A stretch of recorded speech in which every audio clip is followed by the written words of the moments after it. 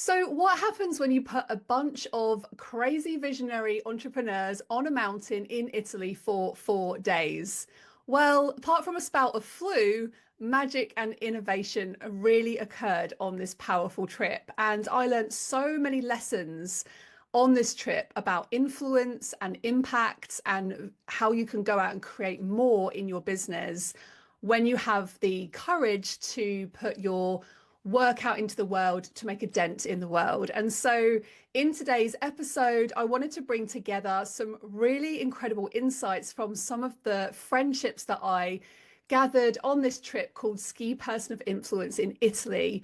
This was hosted by the brilliant Daniel Priestley, who is founder of Dent Global and author of Key Person of Influence, amongst many other incredible books.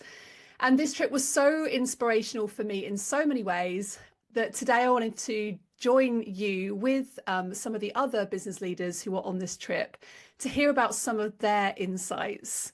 So, first of all, I wanted to introduce you to the wonderful Michael Chamberlain. Michael is a UK business recovery and insolvency expert with a passion for working with SME businesses, saving businesses and jobs. So, Michael, welcome to the show today. I would love to make an invitation to hear what was your biggest takeaway from the Ski Person of Influence trip that we had a couple of weeks ago. Yeah, well, thank you for having me on, Catherine.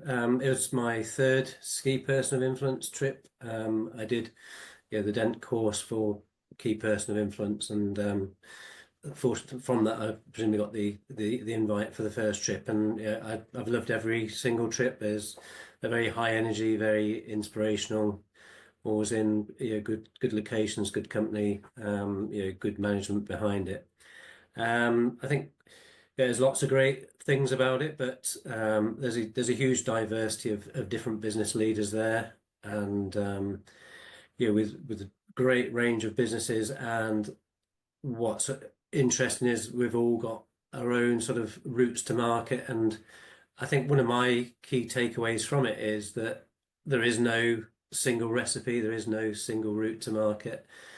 You can take inspiration from the people who are on the trip and learn from them.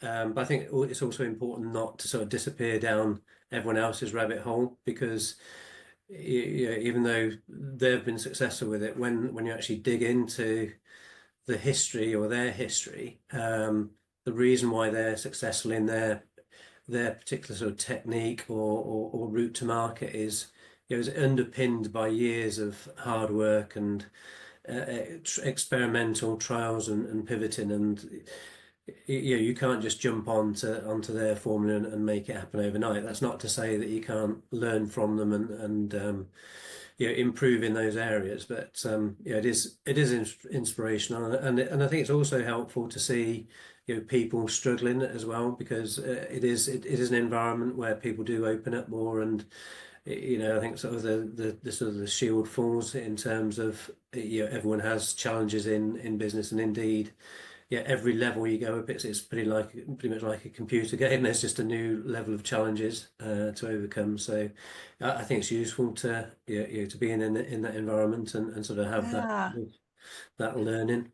And one of the things I know that Daniel encouraged us to do on this trip was to have these, what he called black run conversations. Yeah. So those really, deep, meaningful conversations that invite questions that potentially people had never been asked those kind of questions before, right?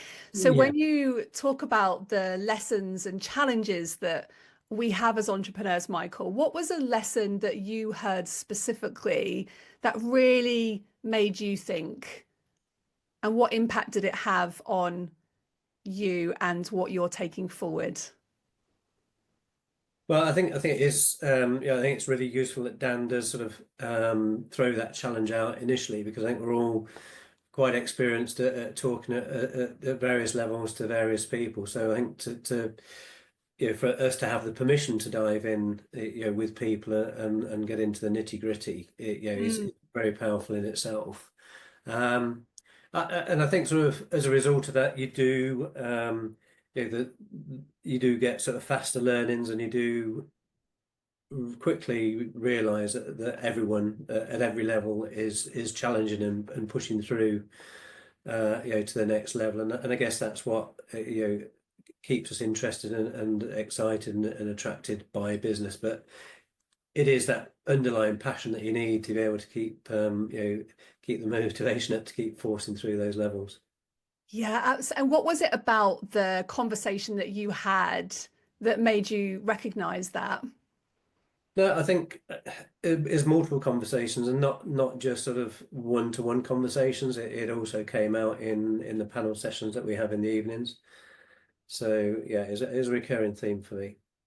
And what was the most powerful conversation that you observed on that panel? And so, just for perspective, Yeah. one of the things on the trip that we had is that on every evening after we'd been skiing all day, Daniel pulled together a few kind of hand selected, based on conversations he'd had throughout the day, a panel of us on each of those evenings. And it was really great actually, because each panel was totally different. So each one was themed. I think on the first day it was like from zero to hero. It was all about, starting up and then growing through those different pain points of business stages. What was the one particular conversation that you observed, Michael, that stood out for you?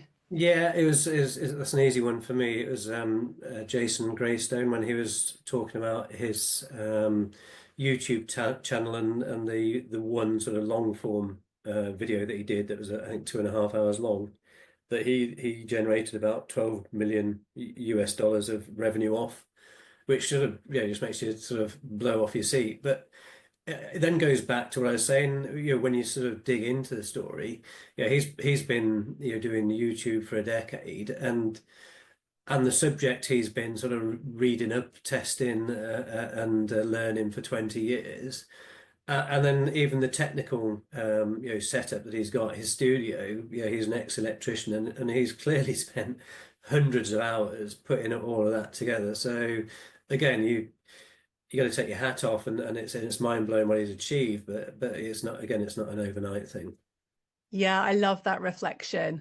And that's super interesting, isn't it? When we think about how long does it take to gain traction and Yeah. to build the kind of levels of success. And certainly from Jason's story, he had like one YouTube video that just went completely viral all of a sudden Mm. after many years of constant weekly, episodes on his YouTube channel. And it just really showed us, didn't it? Like how the consistency is key and that you Mm. just need one moment of magic for that domino effect to then continue.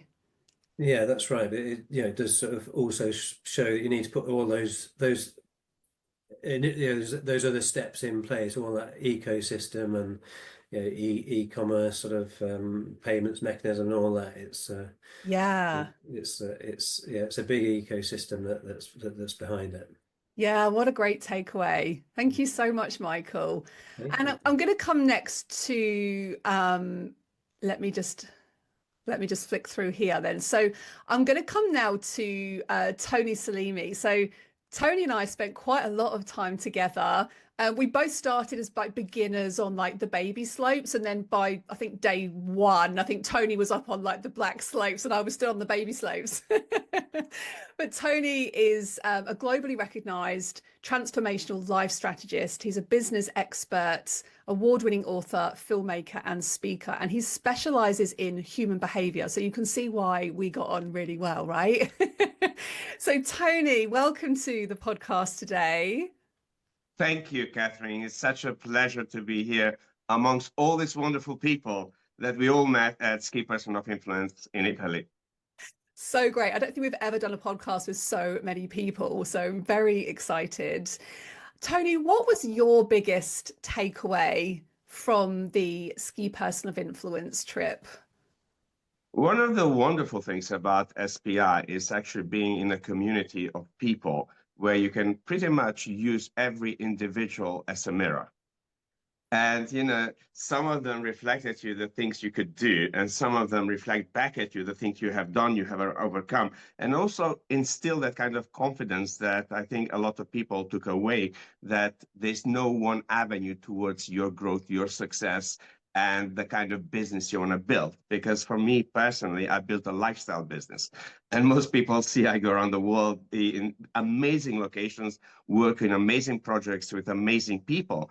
But some people focus on building literally businesses, building teams, CEOs, and all of that. So the confirmation for me is stay on track to what resonates with you truly in your heart. And, you know, sometimes we can be overwhelmed by what other people have done, and we want to go that route, but that's not necessarily our true route. And, you know, when you are in such a wonderful thing, when you mix business and pleasure, which I've been doing for 14 years, you meet incredible people. And for me, it's like each one of you I met, our conversation, Catherine, the dominant thing that I saw in there that most people did not talk about it, by the way, is how also people seek in spirituality and how they want to immerse spirituality with their business. But it was only through private conversation. It wasn't really a group conversation. And I think one of the things that would benefit is like more people to bring those conversations forward. Yeah, I love you know, that. the speaker panel was incredible because, you know, for me, it was, again, going back to that mirror effect. Everybody was reflecting back at me and said, oh my God, you know, I started this journey 10 years ago. And looking back, you know, it's like the amount of things that I have done. And I think Michael mentioned about Jason that he put 100 hours. I put thousands of hours, you know. And yes, for somebody from the outside, it may look like overwhelming. But if you go deep in the conversations with people, you will see why those people are succeeding. And that reflection about what is it that one needs to do to go to the next level. Because, you know, we are beings, but we're constantly searching for the next level of growth. Yes, we know what we know. Yes, we achieve what we are. But I saw a lot of people within the community in there finding it difficult to translate their knowledge, their wisdom into material wealth. And those are the abundance blocks and the emotional blocks that a lot of people don't know how to navigate those things. So, you know, it's if you're looking at like some of the businesses in there, if we mention Deborah, for instance, or Jason, and looking at the diverse of businesses, I think everybody can take away one thing from each one of them and see how that fits in your business. Yeah, Not that necessarily definitely. copying it. Yeah, that definitely stood out for me. Like it was such a broad range, like a broad range of different types of business and entrepreneurs. And one of the things that you mentioned there, Tony, was about people's pursuit for the next level of success. And one of the things that stood out for me on one of the panel conversations was about how even when we've achieved material success, we're still not happy. And we heard of stories where one particular lady went to buy another business, like she bought into a retail e-commerce business, and now she's brought this joy back into her life again. And so I'm curious for you, Tony, because I know you've worked with some incredible celebrities, business owners all over the world, and you mentioned you've got a lifestyle business. That was a very specific choice to build a lifestyle business rather than an empire. What drives you in the pursuit of like happiness? How do you measure that for yourself? For some of you who possibly don't know my story, you know, I came from a war-torn country, and where every single day in my life was a threat, where I had lost of identity, I had lost in my family, and suddenly I end up my life being saved, homeless on the streets of London. And I spent years wondering how us as human beings behave, and why is it some of us choose a road to overcome, heal, and transform that knowledge into something that benefits society and benefits the world, and why some leaders and they become really vicious when an event that can really change your life happens. So I really wanted to understand the bridge between science and spirituality, and I can use that to contribute towards the evolution of human consciousness. Because I truly believe in my heart, like we saw at the KPI, we were all people from diverse background. And I wanted to know what is it that I can contribute at a global level. Because I believe with all my heart that collective collaboration can create an incredible planet, an incredible life, an incredible results and solutions to so many growing problems that humanity, we all face, no matter the borders, no matter the nationalities, no matter religion, no matter all the things that a lot of people preach to divide people and to conquer them somehow. And, we live in a world where people can just go make a decision and eliminate entire countries and entire nations. And many of us are called to say no. And as each one of us in our individual way, we are contributing towards that. So for me, the calling has always been, how do I use 40 years of research, study, investment in my education to better humanity, and then elevate business owners, help them solve those critical problems. But the biggest gain for all of these people is the mental and the emotional gain, which stops them really from going to this takeoff and being able to fly and have this incredible vision for whatever their heart is called to do in this world. And each individual is very unique. Their mission is very unique. And this is where my expertise come into place to help them navigate so they get a crystal clear clarity, a roadmap for that growth and that success, strategy and planning, because most people don't spend enough time to plan their life, their business in every critical area of life.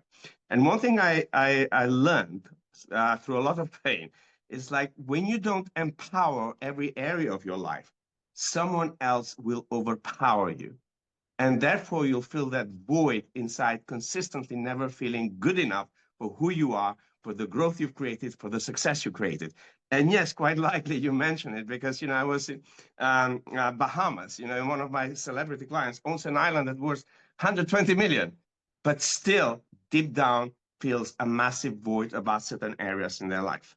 So interesting. There's so much to unpick in just what you shared there, Tony. But what really resonated for me is that some people might be listening to this and feeling, well, I can't go on a trip like this because I'm not successful enough or I'm not wealthy enough, and I think that really opens up my eyes to, when you actually speak to people who have perhaps reached a different level of success to where you are, very often the conversations are exactly the same. They're about sense of worth and identity and feeling connected with other human beings. So yeah, thank you so much. You mentioned something critical, Catherine. The reason I share my story, because many people, exactly what you said, tell themselves, I can't afford this.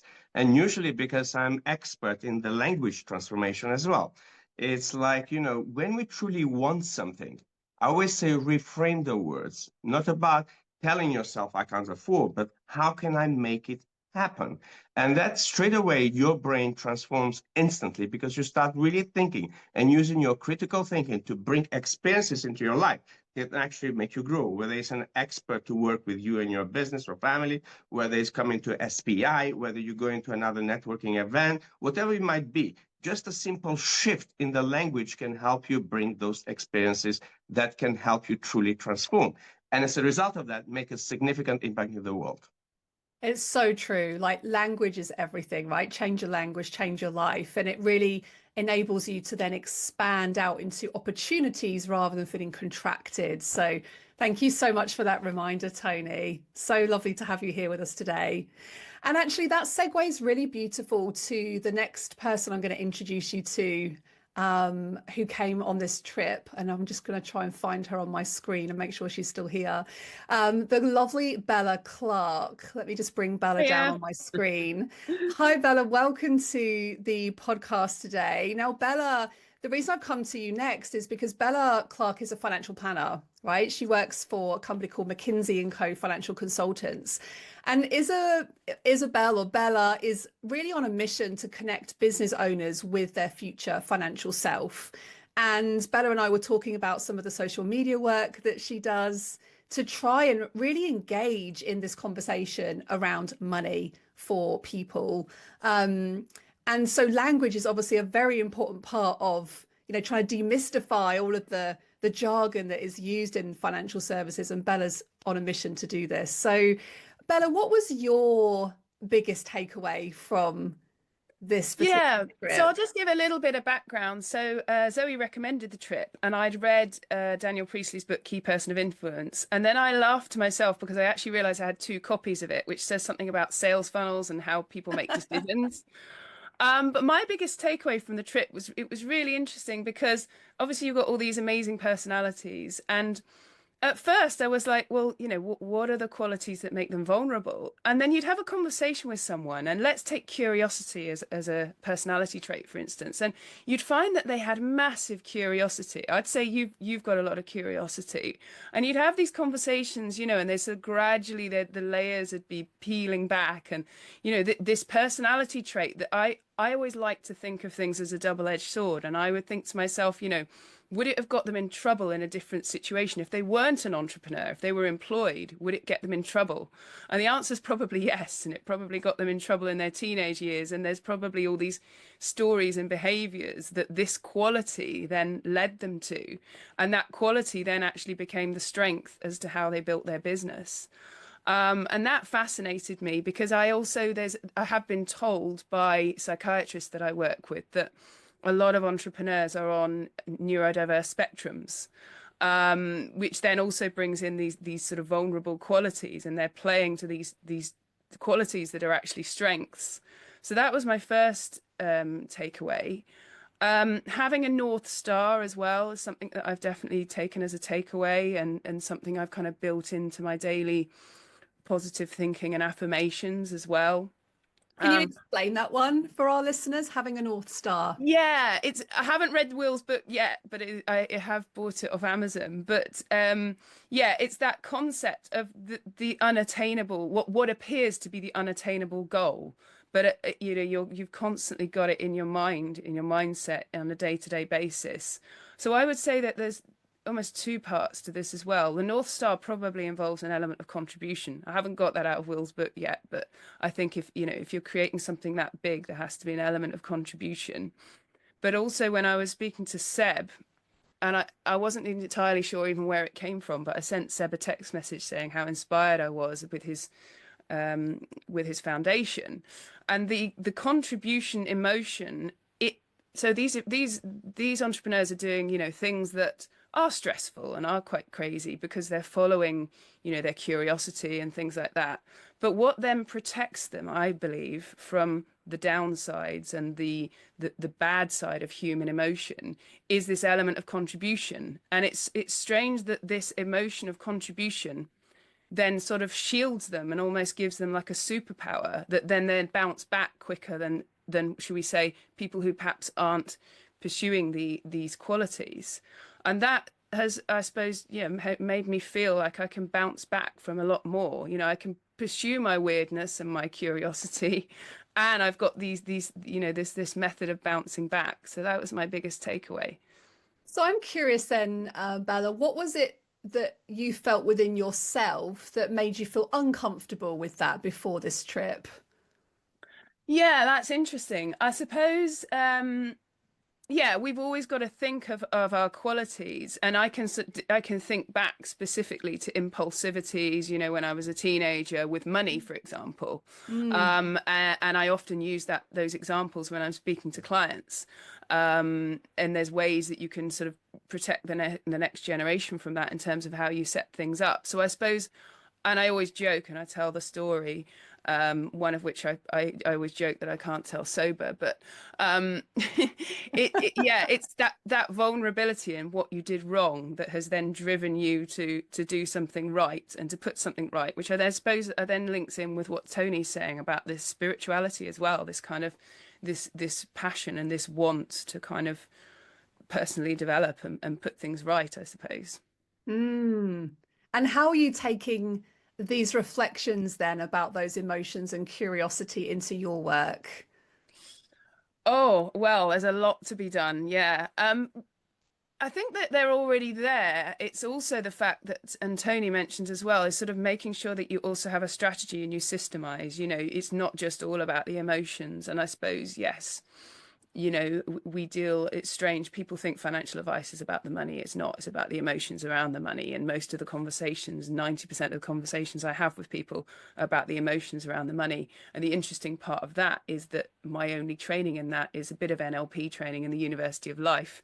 So you could argue that the exams I did didn't really set me up for the job, I suppose. So, yeah, it's therefore there's a personal development route really to constantly making sure that I'm prepared for the job that I do, because of the fact I've now realized it's mostly emotions, not money.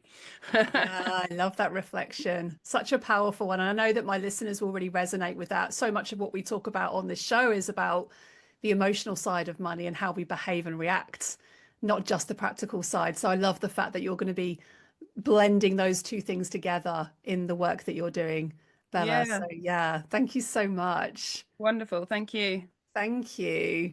And actually, on the topic of money, let's now bring Rosita down to come and join us in this conversation. I'm just currently on Zoom and just trying to find her on my screen here. So let's bring Rosita down. So Rosita is founder of UK Tax Advice. So she's a tax consultant specializing in tax planning for business owners and investors. And so Rosita, I would love to hear your key takeaways from this key person of influence or ski person of influence trip. Thank you, Catherine, and thanks everyone. I did reflect on my key takeaway, but now hearing everybody is just all growing and growing, and it's like, how do I bring this back together? And I would say my biggest takeaway was I was really pleasantly surprised how spiritual everybody was. Even when they knew it or they didn't know it, it was shining, it was clear, it was obvious that everybody there found their people, they were nurturing their core, and everybody was seeking for deeper fulfillment. And that's what was driving them, that was making them successful. And if that light wasn't as bright, it was because they had one of those, which you said, emotional blocks, is what Tony and Bella was saying, is that there was that emotional imbalance somewhere. So while I'm a tax advisor, I always say my job is actually my spiritual journey. And because I always have very deep conversations with people, and it is money, it is assets, it is family, and those deep conversations always lead to how we feel about ourselves, what do we feel insecure about. And yes, it's that was the biggest takeaway really for me. And it made me feel very comfortable, because all of a sudden I'm okay to have those black run conversations, because my job is really black run conversations. But then in everyday life, you have to be careful, because, well, I say it's probably not careful, but when you're so used to talking so deeply with people, people will just be like, oh, I'm not comfortable about having this conversation. So what was the deepest conversation that you had? The deepest conversation, I think, because I'm so used to having deep conversations, it was just so finally comfortable to have those deep conversations. And it was great, like what Tony was saying, having the mirror.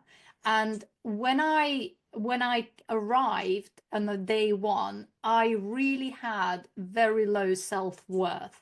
Really, I felt, I was at a low point. By the end of day 4, it's like when I came back home, all of a sudden, I just felt so full. I felt fulfilled, and I was having different conversations, and I was taking action, and I was doing things that I wouldn't be doing before, and not being apologetic, not obnoxious, but before I'd be like, oh, I'm really sorry about this. And I'm like, this feels right. So I think the deepest conversations were with Tony, Bella, just people that come to mind, but it was where I was honest and people were reflecting and saying, actually, that's very negative. Actually, you're missing an opportunity. Actually, you know, is this true? And listening, being able to listen to that and take, you know, and learn from it just felt so good. Just And felt so good. what I love about that is first of all, thank you for just sharing that vulnerability, because I feel like a lot of people, we don't get the opportunities often to invite those questions of ourselves, because so many of us are working from home, we're working sometimes by ourselves. And actually what's come up for me through various conversations so far today has been this mirror, you know, it's this opportunity to be heard, be listened to, but actually for them to people kind of go, well, you know, maybe you're missing an opportunity here, or have you thought of this differently? And I think that's one of the power, isn't it, of having these kind of deep conversations with other entrepreneurs, that you give yourself permission to maybe see a part of yourself that has perhaps been a little bit hidden away. Absolutely. And it's being able to speak the truth and being able to hear the truth. Yeah, I love I that. think that's the art. Thank Yeah, you, such a Catherine. lovely reflection. Thank you so much, Bella. Thank you. I'm going to bring down next. Let's bring down Vedran. So Vedran Peric is the founder of Exponential Accelerator. What a name. He's a leadership and team performance agency. So Vedran, welcome to the podcast today. Great to have you here. And for some reason, we can't hear you on your mic. So I'll just give you a second to, there we go. Welcome. I said thank you for inviting me, and I'm out of my mind excited to be here, honestly, because I see everybody's faces and reminds me of the wonderful time we spent together, which was very special. And the fact that we keep going is phenomenal. So thank you. I'm very happy to be here.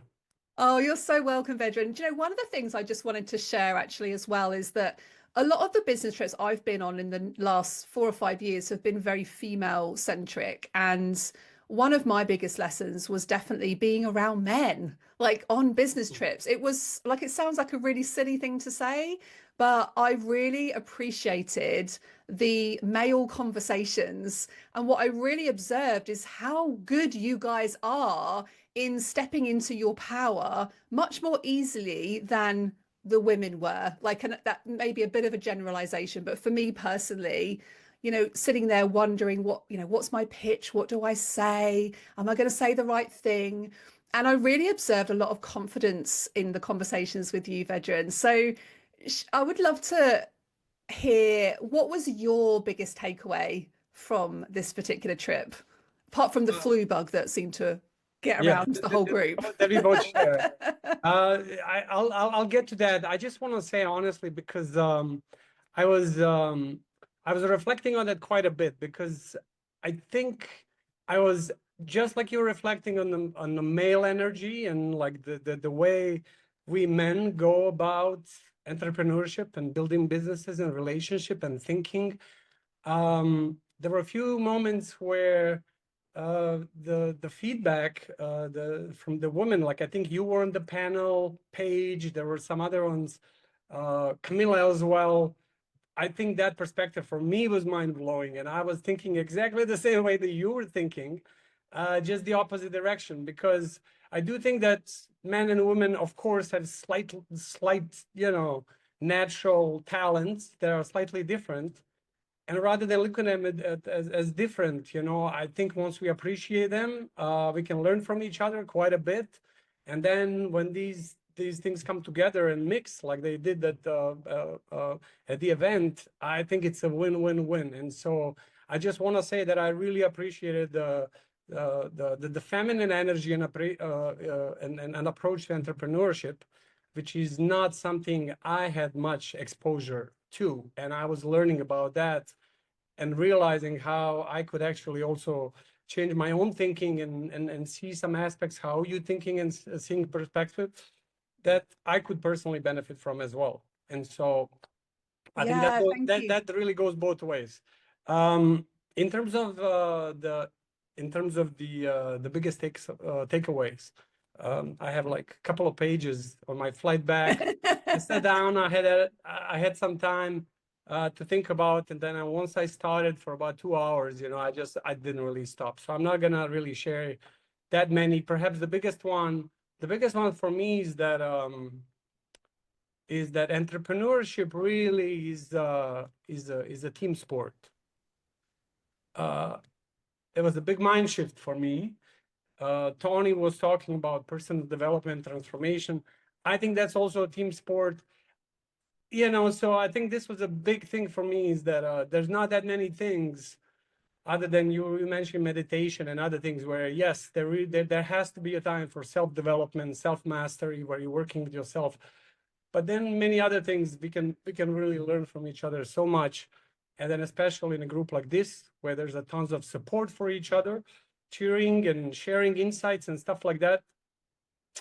For me, it was very, very empowering. And, you know, and I just realized that this is the group I need to be connected to, keep contributing, and then I know I'm going to get back. And so my entrepreneurship journey up to this point was quite a solo trip, and I just realized that made it way more harder for myself, you know, and probably impacted my learning and my impact in many different ways. And so one biggest takeaway from me from the trip was entrepreneurship is a team sport. Early in my life, I was an athlete, a basketball player. So I really saw the power of the teamwork. When people work together in a way that's like selfless towards this common goal and stuff like that, it's incredible. And then I realized many of the people who did not have the type of experience do not necessarily appreciate or even believe in what's possible when people come together and work together. And so when it comes to entrepreneurship, this was the first time that I saw the same type of energy among people who are building companies and want to change the world, you know, in positive ways. So I was really inspired by that. Yeah, what a great share. Like, business and entrepreneurship is a team, not a solo experience. What would your advice be, Vedran, for anyone who is maybe sitting there in a solo position, wanting to get into more of a team environment, but perhaps not really knowing, well, who would be that first person to go hire, or how would I go and find the best networking groups to go and support me? What would be your advice based on your experiences?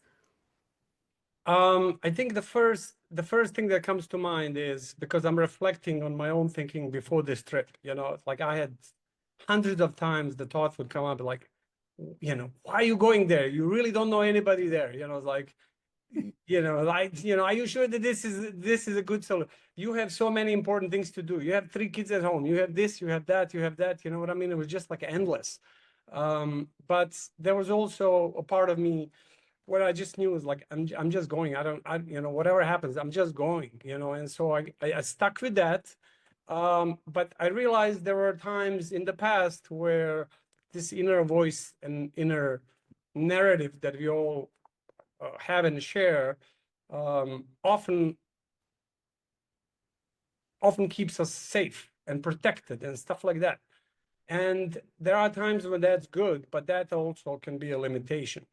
And so, you know, I think what I would recommend to anybody who is in the situation now where he doesn't really have a support team, or is not plugged into some sort of community of people who can provide not only advice and insights, but also support, I would say you know, the first step is just think about what are the possible ways, like just get out there and get out of the comfort zone, and just try to make human connections like we did, like we were talking about the black runs, conversations and things like that. That's also something that that made a big difference, because we were not just chit-chatting about the weather and stuff like that, which we did a little bit, and, you know, trivial stuff, that's all good. But like, everybody on this call and everybody on that over there was really ready to just jump deep into the personal struggles, challenges, you know, and be transparent and be vulnerable and stuff like that. And when you do that, I think people naturally respond to that, and that contributed to creating this amazing community that we have. And I think the similar process goes with everybody. And so I would just say, prepare to step out of comfort zone, you know, and expect good things to happen. It might not be super easy right away. Look at us, you know, we have the flu, the virus, we're still battling it. But was it worth it? It was worth it like times 100, you know, and so. Yeah, I love that reflection. Yeah, what a great share. Thank you so much, Vedran, for your wisdom. I appreciate it. I'm going to bring now into this conversation the gorgeous Maxine. Maxine Crowe is the founder of MCFM Global Training Academy. We actually discovered that we used to live fairly close to each other before I moved over to Jersey. So what a small world. And Maxine, welcome to the podcast today. What was your biggest takeaway from this trip? Oh, it's just amazing to see everyone here. And I had quite a lot of takeaways, but realizations as well. So I've been part of Ski Person of Influence from the very beginning, and last year, and also at the beginning, it was my very first time ever skiing. So this trip was actually my third time ever skiing. So I have to go back to last year, because last year my business was still in development stage. So the conversations were very different in terms of the steps needed to get it to actually a real thing that you can touch and feel. So this trip was really special because we launched last September. So it's a very young business, and the conversations that I ended up having with lots of beautiful people were realizing that there's different business models. And for me, I felt that I launched last year, but there's not that much traction in some of the products and services. And then when I was explaining the journey to others, it was like, my gosh, that's really aggressive. You've done so much. However, in my mind, I'm feeling like I haven't actually done it enough. Some real light bulb moments came out in terms of really looking and reflecting and trying to Tony said it well, and I'm still working on that answer, Tony, in terms of when you're used to being a doer and you're doing lots of things, and then you're an entrepreneur and you're moving into a different mindset, a different headspace, a different way of being, and it's a psychological shift that you're doing at the same time as trying to deliver and serve. Yeah. So that's was quite interesting for me and small steps, but it's appreciating just how far I've come in this journey so far. Another big light bulb for me as well was around the word trust.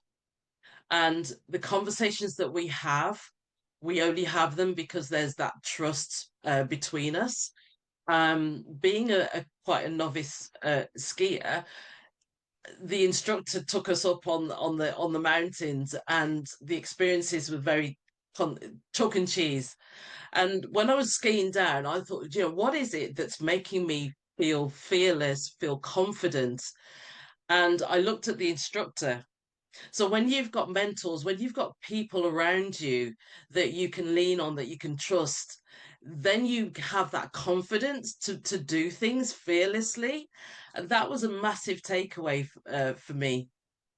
I love that. And actually, Maxine very kindly allowed me to join her in one of her private lessons. And I remember just like seeing your confidence grow, actually, as you, like, by the end of it, you were whizzing down the slopes. And that's really interesting, isn't it? To think that when you've got somebody to observe and watch and follow and mimic and learn from, there's so much growth in that. And also we get to learn so much in the times where we you know, it doesn't work, or we fail, the times that we fall over, or certainly the times that I fell over. I could not master the freaking ski lift. Like that's the only time I fell over was on the ski lift chairs. Like it might have been me that wiped you out, actually. So I apologize for that. But you're right. I mean, and we pick each other up, and we go again. And that's a really important message to listeners, that, you know, you pick yourself up and keep going, and lean on the people around you that you love and trust. Yeah, so gorgeous. I feel like I could just dig so much deeper around some of these conversations today. Thank you so much, Maxine. You're welcome. And I want to bring actually down now Camilla Collins, because one of the things that sparked off for me is that Camilla was on a panel on, I think it was the first or second day, talking about how during lockdown she just decided to gift her business to one of her team members while she went and built her next thing, because she just wasn't feeling the joy in that business anymore, and she felt that she needed to, you know, put her energy into a different place. Certainly that's what I took from the conversation. And that reminds me of what Maxine was just saying there about how, you know, when we're in doing mode so much, sometimes we end up on this hamster wheel of do, and we forget to stop and pause and ask ourselves, actually, am I having fun? Is this bringing me joy? So Camilla, from your experience, and I know you have multiple businesses, but Camilla is a confidence coach now, and she is also a makeup agency owner and an author. So she does multiple things. Camilla, what were your biggest key takeaways from this experience for you? Well, firstly, Catherine, thank you so much for organising this. It's so lovely to be here with you. So fab to see everybody again as well, like a little reunion. And so lots of takeaways. So this is my third year. I'm one of the originals. So the first year that Daniel Priestley ran this ski trip, then I was all for it. And the biggest takeaway is the same thing, I think, every year for me, and that is the environment. And that is the run through since 2019, when I did the Key Person of Influence program, which is when I sort of first came into Daniel's world. And that's what I was craving, an environment of like-minded people. I think I was really struggling to find people like me that kind of understood me and that I could talk to and that would sort of, you know, get what I was saying. And yeah, there's something about being high up in the mountains. And I don't know if anybody else does this ever, but I mean, I've moved out of London now. I live in Wiltshire and back and forth anyway. But when I was in London, I used to go to like the top of the Shard in the morning for breakfast. And Very nice. Yeah, well, just being really high up just really gave me a perspective over all the stuff in my life. And in my business and everything like that. And it just really gave me clarity and cleared my head. And so I thought it was the perfect way to start the day. And I do it out here, actually. I'll go off and like find a hill and watch a sunrise. But I think that's what's really special about the mountains and, you know, being high up there. It's not something that we can do any time of the year either, really. You know, a ski trip, it's quite seasonal. And so it's just pure magic to me to be able to be in that environment, that space with, you know, amazing like-minded people and entrepreneurs that are building amazing businesses. And again, I think this got mentioned earlier, what's lovely about the, you know, Dent community and the Key Person of Influence community is that everybody's got different businesses. So you learn so much from other people's businesses that aren't necessarily like your own. And it really shifts your perspective, doesn't it? Open your mind to think, oh, well, how can I apply that thing to my business, and really helps you to grow and think outside the box, which every business owner needs to do, right? We need to create and innovate. So yeah, I just find it a really, really creative space. And yeah, the key takeaway is just the environment, and that's the physical place and everybody that was on that trip. Yeah, that's such a great takeaway. And it reminds me, Daniel alluded to this actually in his Diary of a CEO podcast, where he talked about he was, you know, on top of this mountain and he was talking to the guide and he was asking and inquiring about the other mountain. And the guide was reminding him about the importance of actually being present where he already was, rather than constantly trying to look for the next thing, right? Which is often what happens in entrepreneurship is we're, particularly if we're creative, we're always looking for the next thing. And I know you'll resonate with that, Camilla, with your multiple businesses. So I love that. I love that reflection of being able to just be in the right environment to be able to see things for a different perspective. So thank you so much for sharing that. Totally. Thank you. Andrew, let's bring you down now into the conversation. Andrew Crosdale is a business consultant and advisor. He's founder of Octopus Leadership. Now, Andrew, you must do a lot of this work in your business in terms of your leadership role. What was your biggest takeaway from this trip? Hi, Catherine. Thank you for including me in this. It was great to be part of it, because often with these things, having like Maxine and Jasper and Michael, this is my third trip, and you just take away so much, and sometimes too much can mean you do nothing. So actually just crystallizing some of the key points that you took away is through this group is a great way of just reminding yourself. Well, the first thing I probably took away, looking severely at Vedran, is that he's a lot better skier than me. So that was crushing on day 2, I think it was, to see that I thought I was fairly good. But then I kind of got some perspective from watching Vedran speed off in front of me. I think when you come on these trips, you're kind of thinking through 2 lenses. One is, what can I learn? And the other is, what can I help others with? What can I share? My probably slightly unique position from everybody else is that I've had a 30-year career in the police, and I only really came out of that a couple of years ago. So I'm new into the commercial world, and there is so much to learn. 2 years ago, I'd never even heard of lead magnet. What's a lead magnet? It's just a new language. So there is so much to learn, and you can feel, actually, am I in the right place? But I think Daniel brings a culture that is, there's no hierarchy. There's no one better than anybody else. We are just all here. And of course, his aim is, how can I make the biggest positive dent in the world possible through all these entrepreneurs by helping them take further strides forward, whether it's confidence, whether it's unlocking a particular bottleneck. So the thing that I think I could give and take away is almost the same thing in many ways, which is I spent 26 years figuring out, how can I get the best out of my people? How can I deliver operational excellence through my teams? Because that's how we keep people safe. A third of my career, the last third, was in counterterrorism. So the stakes were really high, and it really focuses your lens to say, we can't afford to get this wrong. We've got no financial incentives, commission, bonuses, anything else to give to our people. So we've got to work out what's going on in their heads and how can we drive the best. So that's what I now do in my business for other businesses. So my takeaway was, focus on the next step, not the staircase. There's so much that you can gather from all these people, all their experiences, everything that you hear. But you've got to think, right, okay, but what is the next thing for you and for your stage of business? And it helps you deal with what can become overwhelm. And then for me, it was actually everybody else is figuring out their next step. And quite often as they grow and scale, which many of the businesses are, it's the people management that is one of the most difficult things, because they are very unique and they're all individual. So that kind of reaffirmed that the business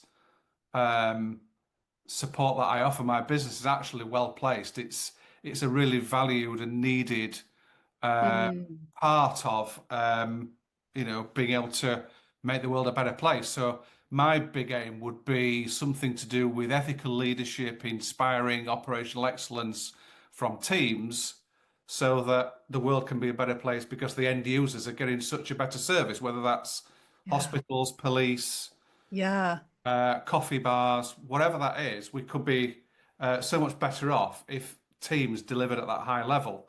So yeah, I would say focus on the next step for you and your business, and be generous in what you can do to help others, because that is a fulfilling thing to do. I think we all share that. Daniel's brought that together through the kind of people it brings is people want to make a positive impact. Yeah, I love that. And what I also love about your share, Andrew, is that there'll be many people listening to this who will have a long-standing career in something. Just last week, we had a vet join our financial coach training, right? Complete shift of career. And I think that takes a lot of courage and confidence to step into the entrepreneurial space. But I imagine there's so much wisdom that you've gleaned from your years of being in the police force and leadership, leading teams, that can be used in your business, right? And I think that's really inspiring actually for a lot of people who might be listening to this thinking, oh, but it's too late. Like I'm 40 or I'm 50. Is it too late? Like, I think I read a stat this morning, like the average business owner doesn't start until into their 50s, right? So let that be some inspiration for anyone listening who is thinking, oh, well, maybe it's too late for me, to use my knowledge and expertise to make a dent in the world. So yeah, and I love the small step. What's the next step? Not the staircase. Yeah. Such a great reflection. Thank you so much, Andrew, for joining us today. I'm going to come next to Vivian. Let's come down to Dr. Vivian Hayho. Hey, Vivian, welcome to the podcast today. Vivian is co-founder of Wellspring Global. So you partner with founders and entrepreneurs to scale their health and wellness businesses. So welcome to the show. I know we had some really interesting conversations about the link between well-being and wealth and mental health too. So I'm excited to hear what your biggest takeaway was from this trip. Oh, thanks for having me, Catherine. You're welcome. It's amazing to be here, and it feels like it just keeps giving. It's really exciting to see everyone again. Goodness, I learned so much. This is my first trip. I'm actually on the KPI program, and I said to Daniel, the ski trip was partly the reason I signed up for the KPI program, because I heard so much about it the year before. So what my biggest takeaway, I have so many, but I think on the very first day, I got partnered with a skier. It was completely organic, out of nowhere. I was sitting over breakfast, and she just chatting, and she was like, "Oh, I'm coming skiing with you." We figured we're at the same ski level because we chatted about it. And the most interesting thing about that day, which just fantastic, was that I am a planner. Very, very, because strategy is my thing. And this skier I was partnered with is not. And so here we find ourselves on the mountain. It's hilarious because most of the time I'm very relaxed about planning, when it comes to my own life. But because I used to be an anaesthetist before, you're very good at sort of, high risk, high stakes, thinking about scenarios.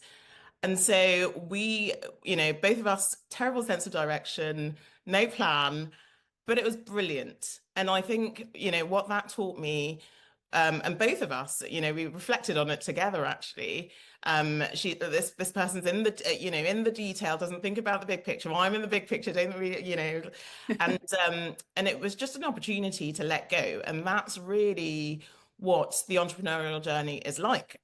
Sometimes there just is no plan. You've got to roll with the punches, and you've got to think about ways to react. And we had a fabulous day on the mountains. And I think someone else talked about just this sheer sense of grandeur of the mountains. The mountains are my happy place.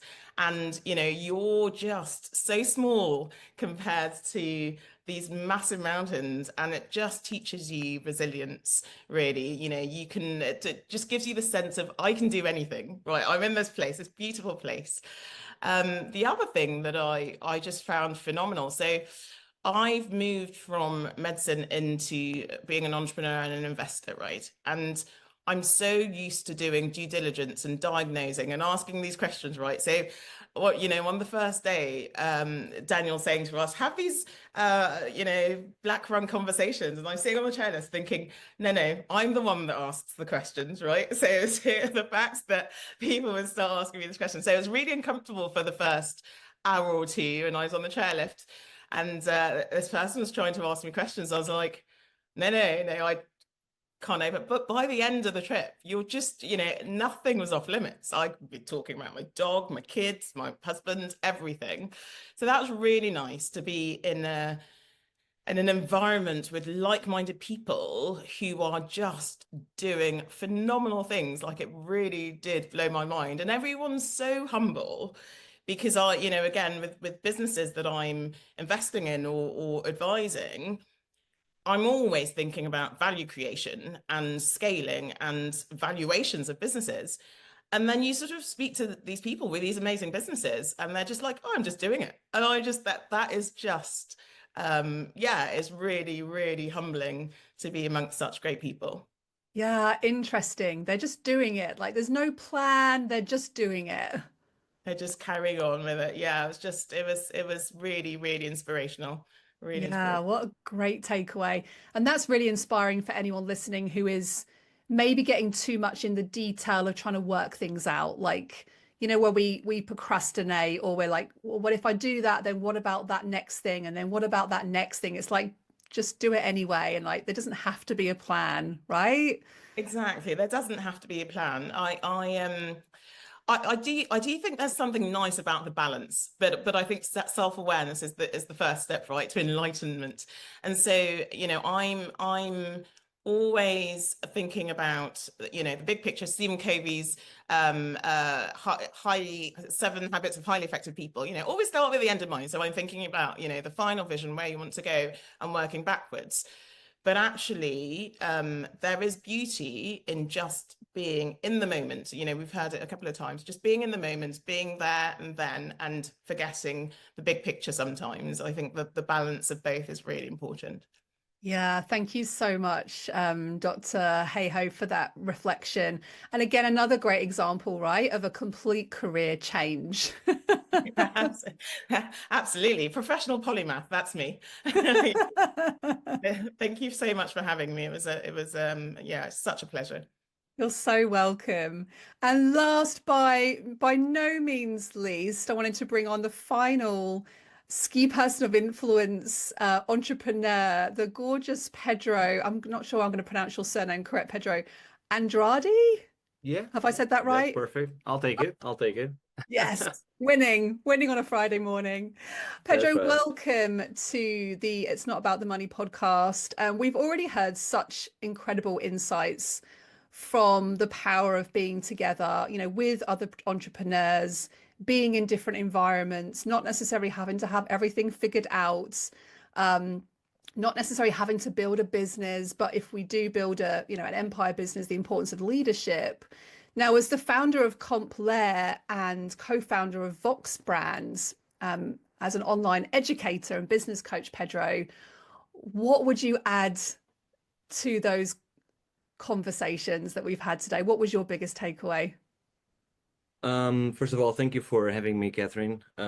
It's great to extend that experience that we had just a few days ago on a conversation like this, and especially with people that I personally had more conversations with, including Veteran and other people, Tony as well, and other people as well, Andrew. And it's really hard, like right now, because I took so many notes before starting, and then everybody said what I was about to say, which I guess it proves that we all had like a great experience, and there's truth in everything that everybody said, right? So I guess for me personally, the biggest takeaway was the fact that entrepreneurship, and Veteran talked about this, which is entrepreneurship being like a team sport kind of thing. But at the same time, it's true that it's also a very solo journey, because all the decisions, the good ones, the bad ones, the lucky ones, the unlucky ones, all that kind of stuff comes down to one person, right? If you have a co-founder, maybe you can have like conversations with him or her, but there's a point in which someone needs to make a decision, right? Some decisions, are good and some decisions are not good, right? And the thing that I would like to add to that is that, which Tony briefly mentioned it as well, it's about the emotions, really, if we think about it, right? Like entrepreneurship is about like an emotional game, and an emotional balance, because we all tend to feel, and I think I can speak for everybody here, that everybody that is an entrepreneur, the highs are really high, the lows are really low, and today we feel like we are good and great at what we do. Next day something changes and we are this awful thing that happened, right? And I think the biggest takeaway for me in the trip was, although we all know that this happens to everybody, but to hear like within those conversations, more personal, or within like every single conversation, like on the panels one, that's what the ones that I'm talking about, hearing people sharing their stories, and noticing and hearing them speaking about like all these ups and downs and all these different phases, and all these things that we tend to think that maybe it's just me, or maybe it's just like my business, or maybe it's just my whatever, right? And then hearing other people sharing exactly some of those tough moments as well. For me, that was the biggest takeaway, because again, we all know that this happens, but it's different when you are actually in the group in which people are talking about it. Interesting. What do you think stops people from doing that more, like sharing those ups and those downs? I think maybe a couple of things. I think first of all is for you, for the individual to feel that he or she is part of the right group in order for he or she to be vulnerable. Because at the end of the day, that's exactly what it is. It's about being vulnerable. And once you are vulnerable, then a lot of good things perhaps can happen. But it's tough because we all tend to put like this, armor of everything is fine, as I said the other day to some people. And sometimes things are not fine because, it's entrepreneurship, we all chose this exactly because of the excitement and the possibilities, but that's not to say that it's going to be like a straight line. It never is a straight line, or very rarely is a straight line. And so, I think what stops people from doing it is, there's many different things, I guess, depending on the person, but it's really the willingness of being vulnerable, and I think also a little bit of luck of being surrounded with the right people, because you can be surrounded with people, but if you don't feel that connection, I don't think, it will be a good thing, right? Because you won't be able to hear properly and to speak properly in the way that probably, you benefit more from, right? Yeah, that's so true. That's so true. And again, what I love about this conversation today is that those little snippets that you're sharing, that kind of all interweaving and connecting into what everybody else is sharing, is that, entrepreneurship is not a linear journey. And sometimes we expect it to be a linear journey. So then when we get these ups and downs, we try and control them, right? Rather than actually leaning into being vulnerable to experience the lessons from those vulnerabilities. So yeah, I really love that reflection, Pedro. Thank you so much for sharing that with us today. I actually have one final share for you let me just bring down our final contributor to this amazing conversation today. Jasper Steinhausen. I'm sorry, I almost forgot you there, Jasper. No Jasper worries. is founder You of, have a lot to keep up with all these people to figure out who's been through or not. So it makes sense. No worries. Thank you so much. So Jasper, you're the founder of Business with Impact. So I imagine that even just the word dense global ski person of influence trip really spoke to your heart. So tell us a little bit more about your work and what was your biggest takeaway from this trip. Well, thank you. And this is also my third year. So so I've had the privilege of being with these people for quite some time. And actually also, as several have sort of hinted at, but that people don't know necessarily, is that the group is active 365 days a year and have been since day one. So it really is a community. And speaking to that some of them also have talked about earlier, of the importance of having a community, is that this is really a full year round a community and we work a lot together. So, but anyway, what I would like to think is that and bring forward here is that there are clearly sort of different levels of takeaways. And a lot of these has been also on a personal level, but I think one that sort of is in a mixture between that and a bit more sort of on a technical side, like perhaps, is something that I found really interesting and that I think has, yeah, would fit in with the rest that I've chosen to bring forward here. Also, given I'm the last, so I have, the Got the ability to hardest see job. where could I add something that hasn't already been said. So that's really great. But that is, sometimes you can have all the right components. So you build all the right assets and you tried them, and perhaps you did not get the results that you have. So it's kind of like, slightly disappointed. Now you have, I don't know, created this lead magnet or made this product or tried these partnerships or wrote this book or whatever it is. So you have built these components that you kind of hear also from the others. This is a really powerful tool. I've used this. Look at my results, and you try it and they don't work, and you can get a bit disappointed. And as several of also has talked about, you just go on and find something else and try something else and try and try and try, and we find our path. But what I had as a really interesting takeaway was I was sitting next to Daniel in the bus from the airport. And he basically rewired my head a bit about, you have all the right components, but I've just been utilizing them in a slight wrong way, making them not really deliver the type of results that I would like. But I think it's really interesting that, you might have all the right pieces, but you're not stitching them together in the right way because something is missing. And as it was also mentioned earlier, perhaps it's that sort of that coaching, that being around the right people that from the outside look at it and says, yeah, it's all good, but if we change this and this, just 10 degrees, have a look at that and what happens. All right. So I think it can be interesting for people that are running businesses and have tried different things. If you have some that didn't work, then you kind of feel, I burned that, it didn't work. Perhaps it's time to just step back, have a look at it again with the level of clarity you have from whatever level you are at today, and see, well, what would happen? Could I utilize this in a different way, right? So I'm going back and taking in some of the things that I've tried before, but simply adding it in a different way, in a different pattern, or just with a slight twist to it. So I think that's been really interesting and high value that most of us, and on this call, and probably a lot of your listeners, have created so many tools and so much value, and a lot of it works and some doesn't, but perhaps we can get it even better if we just step back and actually think from a new perspective around this with this, another level of clarity than we have today, because we all grow all the time, right? So it might have been 6 months ago you created this and couldn't make it work, but perhaps you can make it work today. So I think sometimes the next step, as Andrew also was talking about, can be a lot easier to take because it can be daunting. You walk away with so many ideas, but the fact that perhaps it's just utilizing what you already have in a slightly different way means that you're 90% ready to take that next step, right? And I think that was really interesting. That's so true. I know that's going to resonate with a lot of my listeners because a lot of my listeners are typically female founders, but always looking for the next qualification, the next thing that it actually really is just about them feeling confidence in what they already have, right?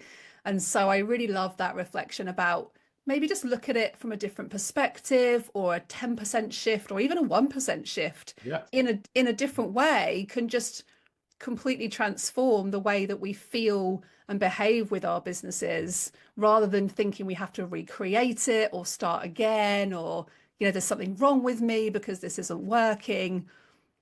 So I really love that. Having somebody to perhaps just explain it to will make you see that, because you might think, well, how do I reflect on this, right? I've been working with this all the time. If I look at it, it looks just the same.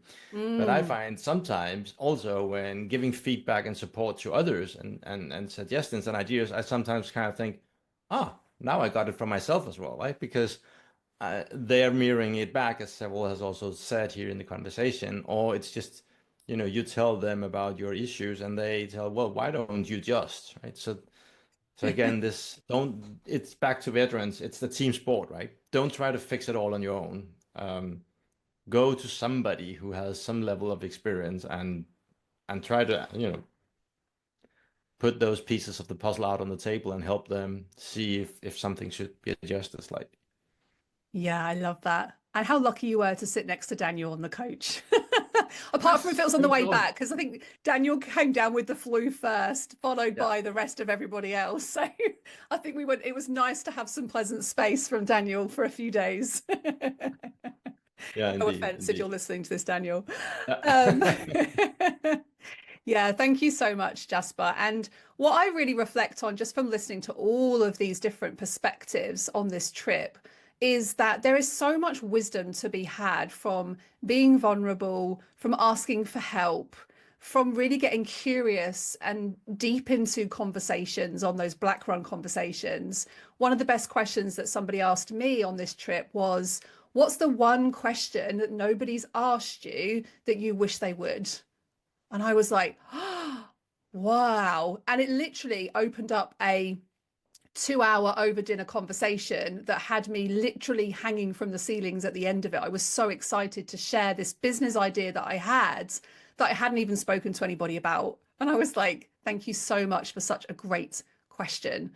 And so for me, that's my biggest takeaway, is ask good questions. Get curious to other human beings, because just that one simple conversation can change the whole perspective and the way that you look at things, and get you out of that, maybe feeling a bit stuck. So that was my biggest takeaway from this trip. So my ask for you now, having listened to this episode today, is if this conversation inspired you in some way and will inspire you to step into your role as a key person of influence, then please share this episode, tag me on your socials with your biggest takeaway. Go and follow all these incredible people. I will put all of their links to LinkedIn and websites and socials in the show notes. And ask yourself this one question: how can I step into being a key person of influence today? Because remember that true influence isn't about the money. It's about the impact and the dent that you can create in the world, the lives that you transform, as well as your own life, right? It's not a choice. You can have both. So until next time, I'm Catherine Morgan, and this is It's Not About the Money. I'll see you guys on the show next Monday.